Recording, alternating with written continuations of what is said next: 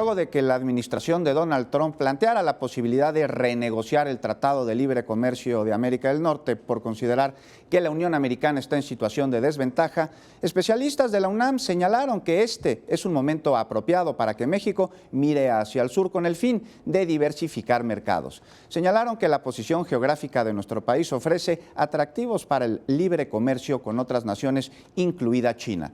Destacaron que también se debe fortalecer el mercado interno y construir mecanismos que permitan aumentar la productividad en el país, ya que una negociación en este momento del tratado comercial no resultaría favorable para México. Escuchemos. En este TLC que hay hoy en día, con las gentes que están en los puestos de decisión, ¿sí? En los puestos de decisión, no los analistas, los que están en los puestos de decisión, no hay manera de sacar un buen acuerdo de libre comercio. No hay forma, no hay manera. No tenemos ni el sistema ni las gentes para negociar y no vamos a negociar absolutamente nada.